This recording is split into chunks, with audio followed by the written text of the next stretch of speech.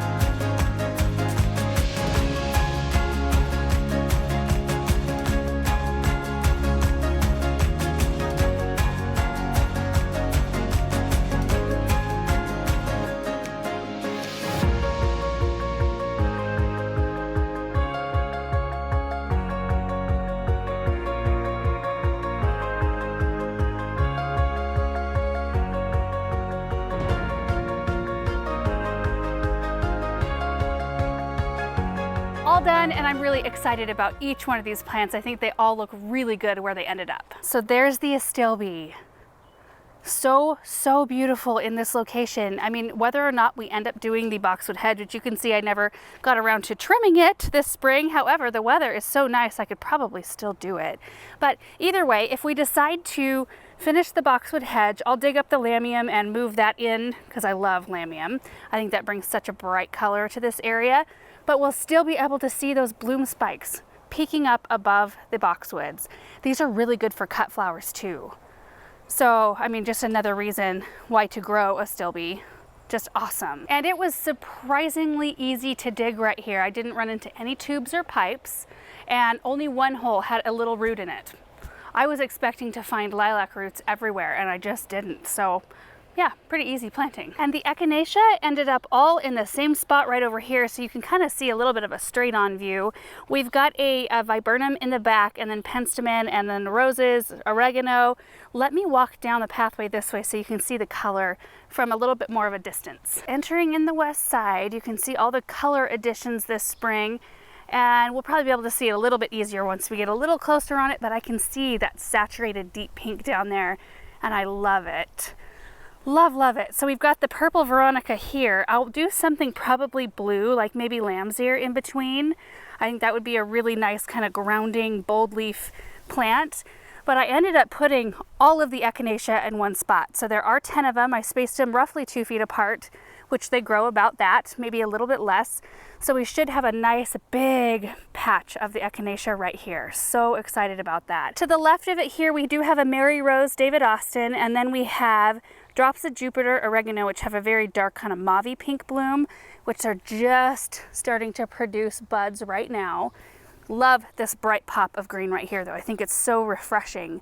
Then Stand By Me Lavender Clematis, which first year it always kind of looks like this. So if you plant yours and it's kind of like a little sad looking, the next year it comes up so nice and robust, and it's just because I didn't have the staking system in place. You'll notice that I did end up getting a whole bunch more of these round stakes from Gardener Supply. We'll link them down below because they look pretty. They're heavy duty metal, and yeah, they're super functional and easy to use. So these will be in place next year as these break dormancy and start coming up. They can just grow, fill in, you know, these trellises, and it'll keep them all upright, which I let these just kind of flop on the ground for the first couple of weeks after I planted them. And you know, right behind the Echinacea, I have the Midnight Masquerade Penstemon, which I adore. It's got a very cool lavender color, and I was unsure if I liked those two colors together. I actually kind of do. However, this one will just be maybe wrapping up its bloom season while this one's just getting going. So they'll overlap a little bit, but it'll be nice to have two successions of color, one very different from the other in this spot. Things are just shaping up so nice over here. So now we need to head out to the south garden to look at the Salvia. Oh, look at it, Astilbe, Echinacea, so pretty. Okay, we're just at the opening of this grass path area. You can see the Nepeta over here is looking gorgeous, and you know, we planted the Heliopsis here and the Agastache. Look at that Salvia. Oh my goodness. Look at that beautiful thing. So we've got some really pretty Baptisia over here called, what is that called? Yellow meringue maybe? Boy, how come I cannot remember? But it's just phenomenal. Look at that. We've got more of the Drops of Jupiter oregano and the Stand By Me lavender clematis. And then this nice big drift of salvia, which will just be a nice big thick kind of block out here. We've got a Blue Shadow Fathergilla bottle brush right there, and I'm gonna do something lower right in front. So I kind of started digging holes right up next to the grass, and it just looked way too tall to be out closer to the grass. Maybe up against the oregano was why it looked so tall. So I decided to bump a few back, but I think that's gonna be a really pretty pocket of pink out here, a cooling aspect. You can see we still haven't mulched. In fact, this will help a lot. Let me show you our mulch. Last year, you know, we did wood chips out here because they were free. Free is nice, and it did cover up all the dust we had going on out here. Look at this over here. Just delivered. This is compost. So this is what we're going to be going over all of the wood chips with here, hopefully this next week. Look at how beautiful. So it can help feed the soil. It'll probably help speed up the decomposition process of the wood chips as well. But that will contrast the plants beautifully. I can't wait. And I am thankful that the wood chips are here because they are helping keep dust down, keeping weeds at bay, keeping moisture in the soil a little bit more, but it does make it look kind of dry, especially some of these older wood chips. These are fresher. These are older, and they're just kind of like white, blonde. And then we do have a bunch of soil hanging out from areas where we've planted things.